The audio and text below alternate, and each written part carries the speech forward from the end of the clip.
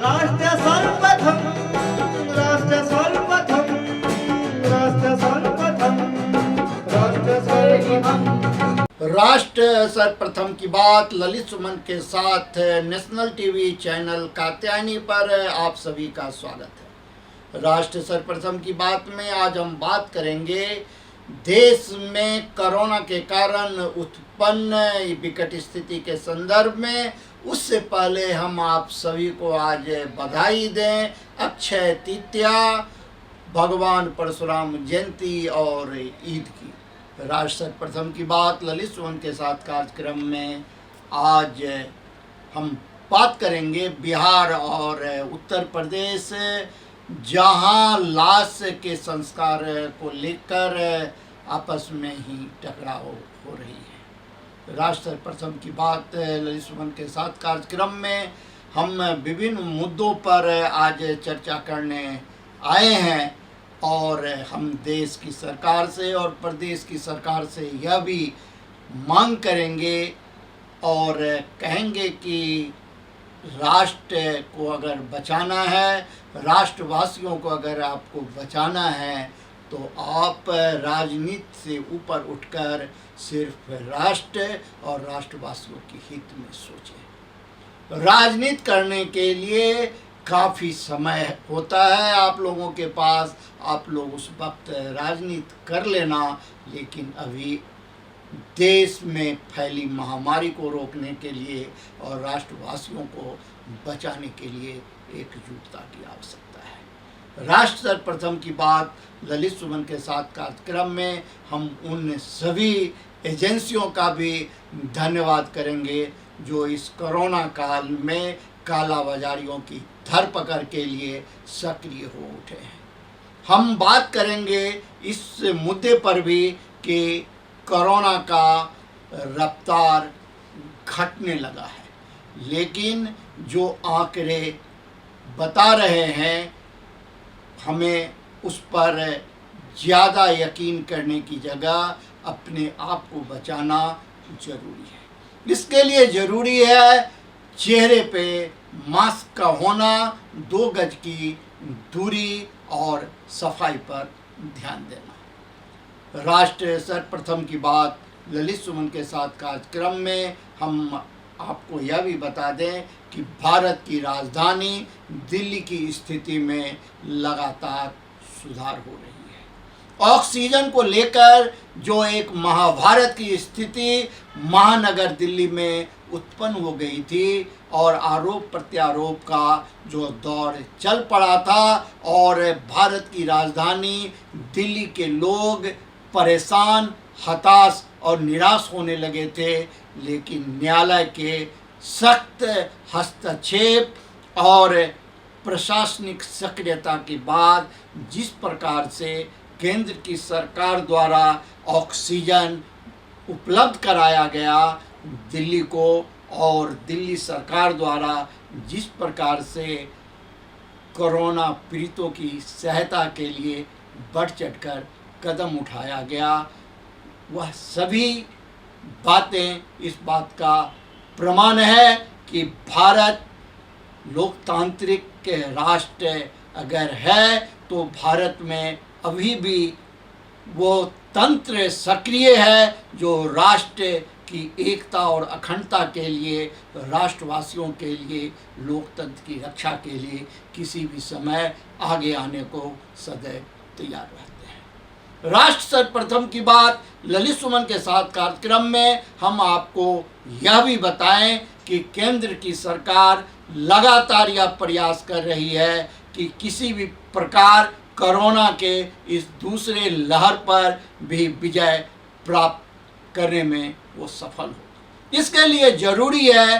सभी राज्य सरकार पूर्व की तरह केंद्र सरकार पर भरोसा रखे और केंद्र सरकार द्वारा जारी किए गए गाइडलाइन का पालन करें। जिस प्रकार से प्रथम वेव में किया गया था सभी राज्य सरकारों द्वारा और केंद्र की सरकार उस वक्त कोरोना पर नियंत्रण पाने में न सिर्फ सफल हुई थी बल्कि अंतर्राष्ट्रीय स्तर पर यह संदेश देने का काम किया था कि भारत चाहे कितना भी जनसंख्या के दृष्टिकोण से विशाल राष्ट्र हो, भारत में चाहे कितनी भी अनेकता हो, कितनी भी भिन्नता हो, लेकिन जब बात राष्ट्र की होती है, जब मुद्दा राष्ट्र का होता है, तो भारत के प्रत्येक नागरिक एक स्वर में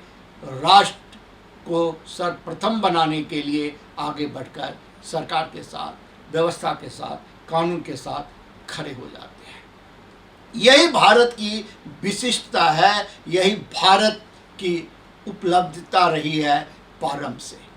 इसीलिए भारत की संस्कृति और सभ्यता पर लगातार प्रहार करने का प्रयास किया जाता रहा, लेकिन इतनी लंबी गुलामी के बाद भी भारत के संस्कृति और सभ्यता पर इतने कठोर प्रहार के बावजूद भी वे भारत के संस्कृति और सभ्यता को विदेशी ताकतें अगर समाप्त नहीं कर पाई, तो यह है भारतीयों की एकता और अखंडता की ताकत। राष्ट्र सर्वप्रथम की बात ललित सुमन के साथ कार्यक्रम में। अभी समय है एक ब्रेक का, हम चलते हैं ब्रेक पर और ब्रेक के बाद हम बात करेंगे अन्य मुद्दों पर। आप कहीं जाए नहीं, एक छोटा सा ब्रेक। 22 वर्षों से प्रकाशित मदर इंडिया पत्रिका, पढ़ते रहें देश दुनिया की खबरों के लिए।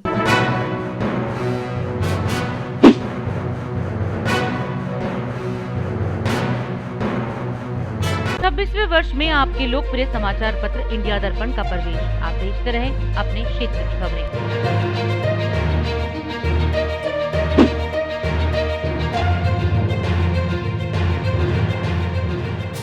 राष्ट्र सर्वप्रथम की बात ललित सुमन के साथ कार्यक्रम नेशनल टीवी चैनल कात्यायनी पर।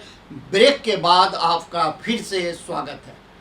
राष्ट्र सर्वप्रथम की बात ललित सुमन के साथ कार्यक्रम में हम चर्चा कर रहे थे कोरोना का, हम बात कर रहे थे देश की एकता और अखंडता का, हम बात कर रहे थे केंद्र और राज्य की सरकारों का। अब हम चर्चा करेंगे गोवा की दुखद स्थिति पर, जहां कोरोना के कारण और ऑक्सीजन के कारण भारत के ही निवासी स्वर्ग सिधार गए हैं, जिनकी संख्या 70 से अधिक बताई जा रही है। यह बड़ा ही दुर्भाग्यपूर्ण है। चाहे बिहार के लोगों के प्राण ऑक्सीजन के कारण जाए या दिल्ली के लोगों का प्राण ऑक्सीजन के कारण चला जाए या यूपी के लोगों का प्राण ऑक्सीजन के कारण चला जाए, चाहे वह मध्य प्रदेश हो, राजस्थान हो, हिमाचल हो, छत्तीसगढ़ हो, चाहे वह झारखंड हो, देश के किसी भी कोने में किसी भारतीय का प्राण ऑक्सीजन के कारण ना जाए, चिकित्सा के अभाव में ना जाए, इस बात का ख्याल रखना उस राज्य की सरकार, केंद्र की सरकार की ही जिम्मेवारी नहीं है, बल्कि प्रत्येक भारतवासी की यह नैतिक जिम्मेवारी बनती है कि वह अपने भाई और बंधु के प्राण को बचाने के लिए आगे बढ़ कर के आए। राष्ट्र सर्वप्रथम की बात ललित सुमन के साथ कार्यक्रम में हम हमेशा इस बात का जिक्र करते रहे हैं कि कोई एक व्यक्ति इस राष्ट्र को सर्वप्रथम नहीं बना सकता है। इस राष्ट्र को सर्वप्रथम बनाने के लिए, इस राष्ट्र को विश्व गुरु बनाने के लिए, इस राष्ट्र को विश्व के सभी राष्ट्रों में अग्रणी विकास के पथ पर ले जाने के लिए सभी भारतवासियों को अपने अपने हिस्से के हिंदुस्तान को सजाना और संवारना होगा। जहाँ त्याग की बात हो, वहाँ प्रत्येक भारतवासी अपने त्याग को दिखाए, और जहाँ भारतवासी को अपने अधिकार की जरूरत हो, उसे अपने अधिकार के लिए संघर्ष करना चाहिए। लेकिन हर हाल में इस बात का ख्याल होना चाहिए कि जब यह राष्ट्र रहेगा तो हम रहेंगे। राष्ट्र सुरक्षित रहेगा तभी हम आगे बढ़ेंगे। जब यह राष्ट्र मजबूत होगा तभी हम आने वाली पीढ़ी को कुछ देकर जा सकेंगे। यह बात सिर्फ कहने की नहीं है, यह बात अपनी अंतरात्मा की आवाज को सुनने का है। यह महाप्रलय का दौर, कोरोना का यह दौर बहुत कुछ संदेश दे रहा है और इस बात को अगर हम अभी भी नहीं समझे, नहीं जाने तो पता नहीं कोरोना के आने वाले तीसरे दौर में भारत की और भारत के अन्य राज्यों की क्या स्थिति होगी। अगर हम कोरोना के पहले दौर से सीख लिए होते तो दूसरे दौर में हम अपने स्वास्थ्य व्यवस्था को मजबूत करने का काम करते, लेकिन हम लोगों ने उस पर ध्यान देने की जगह मस्त हो गए कि कोरोना पर हमने विजय प्राप्त कर लिया है। कितने भारतवासियों को अपने प्राणों से हाथ धोना पड़ा है और इसके लिए हम अगर किसी एक व्यक्ति को, एक संस्था को, एक सरकार को जिम्मेवार माने, यह न्यायोचित नहीं होगा। हमें अभी भी सीखने की जरूरत है। हमें अभी भी इस बात से प्रेरणा लेने की जरूरत है और साथ ही यह प्रतिज्ञा करने की जरूरत है कि अब आने वाले तीसरे दौर, चौथे दौर और पांचवें दौर में हम चिकित्सा के अभाव में, हम ऑक्सीजन के अभाव में, हम दवा के अभाव में किसी भारतवासी को मरने नहीं देंगे। ऐसे यह प्रारंभ से हम कहते रहे हैं। राष्ट्र सर्वप्रथम के कार्यक्रम में जो जीवन में 6 चीज ईश्वर के हाथ में है: जीवन, मरण, यश, अपयश, लाभ और हानि। ये 6 चीज ईश्वर के हाथ में है। इस पर किसी का अधिकार हो ही नहीं सकता। लेकिन जो चीज ईश्वर ने हमें दिया है वह है हमारा कर्तव्य। अगर हम अपने कर्तव्य का निर्वहन सही ढंग से करें तो हम इन 6 चीज जो ईश्वर के पास है उसमें हमें जो कर्म का फल मिलना चाहिए वह अवश्य ही मिलेगा। कोरोना के महाप्रलय से भारतवासी बच सकेंगे और ऑक्सीजन, दवा, बेड के अभाव में किसी भारतवासी की मौत नहीं होगी अगर हम इस दूसरे दौर में इस बात को सीख लेते हैं और प्रतिज्ञा करते हैं जो तीसरे दौर आने से पहले हम वो समुचित व्यवस्था करेंगे। राष्ट्र सर्वप्रथम की बात ललित सुमन के साथ कार्यक्रम में हम उन तमाम एजेंसियों का धन्यवाद करना चाहते हैं जो कालाबाजारियों पर अंकुश लगाने के लिए रात दिन परिश्रम कर रहे हैं। हम माननीय न्यायालय का शुक्रिया अदा करना चाहते हैं। राष्ट्र सर्वप्रथम की बात ललित सुमन के साथ कार्यक्रम के माध्यम से नेशनल टीवी चैनल कात्यायनी पर जो भारत की न्याय व्यवस्था ने जो सक्रियता दिखाई है और इस कोरोना काल में सरकार के ऊपर, चाहे वह केंद्र की सरकार हो चाहे वह प्रदेश की सरकार हो, जो अंकुश लगाने का काम किया है यह हमारे लोकतंत्र का जीता जाता प्रमाण है। साथ ही हम आज यह बात भी कहेंगे कि माननीय केंद्रीय मंत्री को न्यायालय के ऊपर कोई सवाल नहीं उठाना चाहिए। अगर न्यायालय ने अगर कोई निर्देश दिया है केंद्र की सरकार को या प्रदेश की सरकार को तो सरकारों को उसकी गंभीरता को समझनी चाहिए जो आखिर न्यायालय को इस तरीके का आदेश देने की जरूरत क्यों पड़ी। राष्ट्र सर्वप्रथम की बात ललित सुमन के साथ कार्यक्रम में आज हम आपसे यहीं विदा लेते हैं। आप अन्य खबरों के लिए बने रहें नेशनल टीवी चैनल कात्यायनी पर। राष्ट्र सर्वप्रथम, वंदे मातरम, जाग उठा है भारत। 22 वर्षों से प्रकाशित मदर इंडिया पत्रिका, पढ़ते रहें देश दुनिया की खबरों के लिए।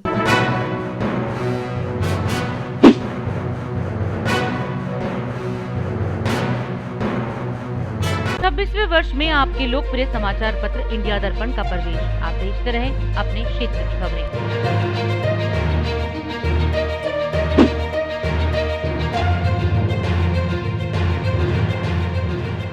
प्रधानमंत्री नरेंद्र मोदी ने पीएम किसान सम्मान निधि की 8वीं किस्त जारी कर दी है। पीएम मोदी ने वीडियो कॉन्फ्रेंसिंग के जरिए देश के 9.5 करोड़ किसानों को 19,000 करोड़ रुपए की राशि जारी की है। यानी अब 9.5 करोड़ किसान परिवार के खाते में प्रधानमंत्री किसान सम्मान निधि के 2,000 रुपए पहुंच जाएंगे। प्रधानमंत्री मोदी ने इस मौके पर कहा कि आज अक्षय तृतीया का पावन पर्व है, कृषि के नए चक्र की शुरुआत का समय है और आज ही करीब 19,000 करोड़ रुपए किसानों के बैंकों के खाते में सीधे ट्रांसफर किए गए हैं।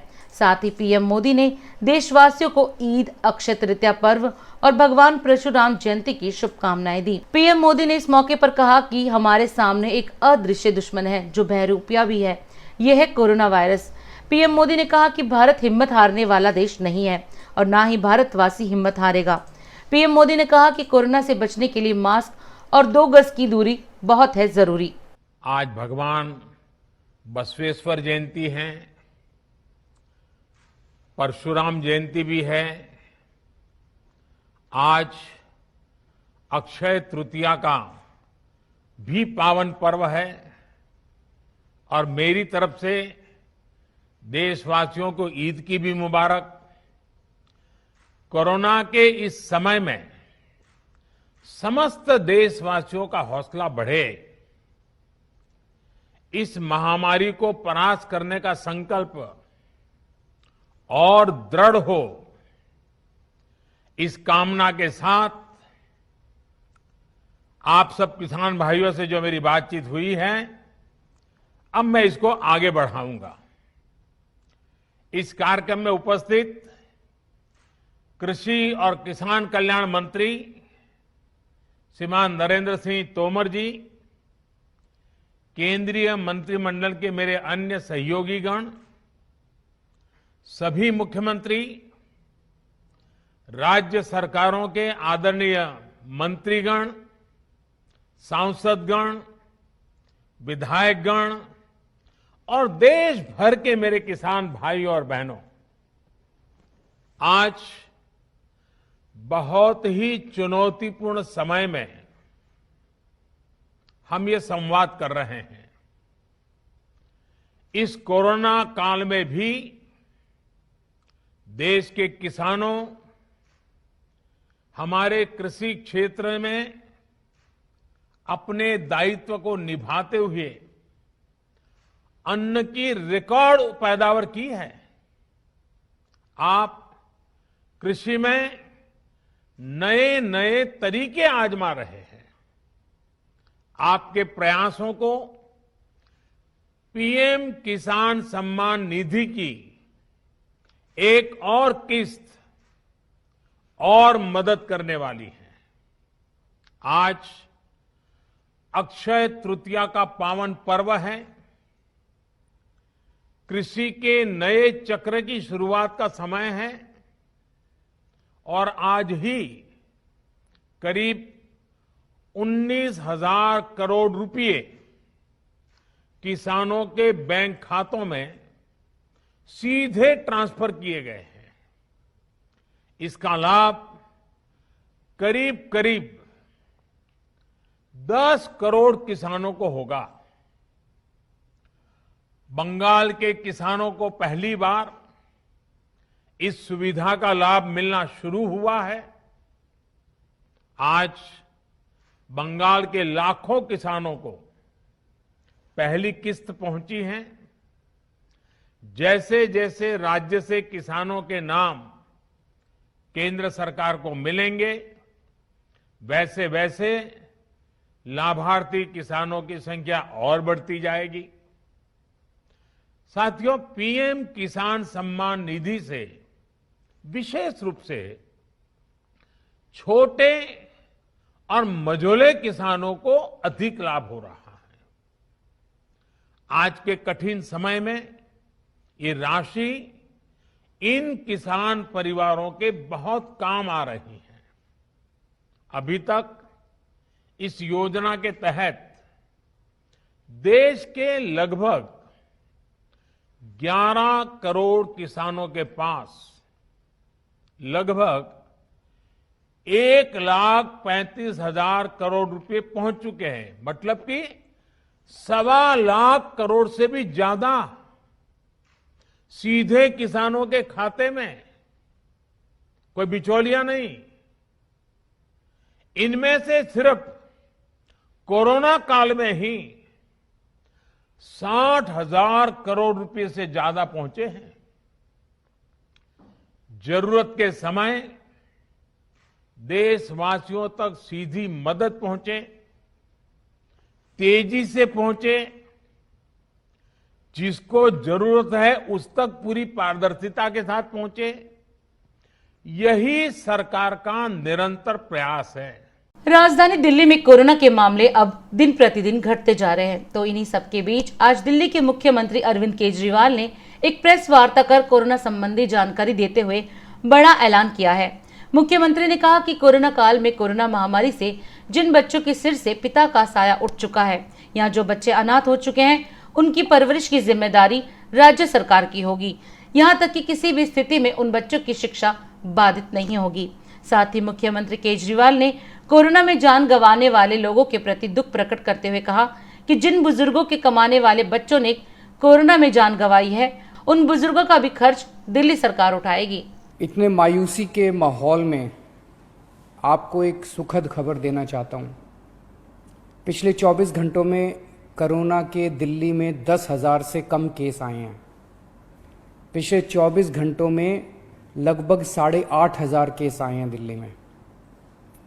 पिछले कई दिनों से दिल्ली में बहुत ज़्यादा केस आ रहे थे। 20 अप्रैल को तो 28,000 से भी ज़्यादा केस आए थे। आज 8,500 केस आए हैं। कई दिनों में पहली बार 10,000 के नीचे केस आए हैं। दिल्ली में संक्रमण दर भी काफ़ी कम हो गई है। पिछले 24 घंटों में संक्रमण दर केवल 12% रह गई है। संक्रमण दर का मतलब अगर हम 100 लोगों का टेस्ट करते हैं तो उसमें कितने लोगों को कोरोना मिलता है। ज़्यादा संक्रमण दर का मतलब होता है कि कोरोना बहुत ज़्यादा फैला हुआ है। आज ये संक्रमण दर केवल 12% आई है। 22 अप्रैल को ये 36% तक पहुंच गई थी दिल्ली में संक्रमण दर। इसका मतलब दिल्ली में अब काफ़ी कम लोग बीमार पड़ रहे हैं। अस्पतालों में भर्ती लोगों की संख्या भी अब काफ़ी कम हो गई है। पिछले 10 दिनों में दिल्ली के अस्पतालों में कोरोना के 3,000 से ज़्यादा मरीज कम हो गए हैं। यहाँ की 3,000 बेड खाली हो गए हैं और अब अस्पतालों में बेड मिलने में परेशानी नहीं हो रही है। हालांकि एक बात देखने में आई है कि आईसीयू के बेड अभी भी भरे हुए हैं। इसका मतलब सीरियस मरीजों की संख्या अभी ज़्यादा कम नहीं हुई है। अभी भी दिल्ली के अस्पतालों में आईसीयू बेड लगभग सारे भरे हुए हैं। इस दिशा में भी आपकी सरकार काम कर रही है। लगभग 1200 नए आईसीयू बेड बन के तैयार हो गए हैं और आज या कल में ये चालू होने वाले हैं। इससे अपने दिल्ली वासियों को काफ़ी राहत मिलेगी। दिल्ली में जो केस कम हो रहे हैं, इसमें हर दिल्ली वासी का बहुत ज़्यादा सहयोग रहा है। हमने दिल्ली में बहुत कड़ा लॉकडाउन लगाया, लेकिन दिल्ली वासियों ने उसमें पूरा सहयोग किया। सबने पूरी तरह से लॉकडाउन का पालन किया। आज सब लोग बात कर रहे हैं कि दिल्ली वासियों ने इतने कम समय में कोरोना के केस कम कैसे कर लिए। ये केवल और केवल दिल्ली वासियों के अनुशासित आचरण की वजह से हुआ है। लेकिन लड़ाई अभी जीती नहीं गई है। लड़ाई अभी बाकी है। अभी भी 8,500 केस आए हैं।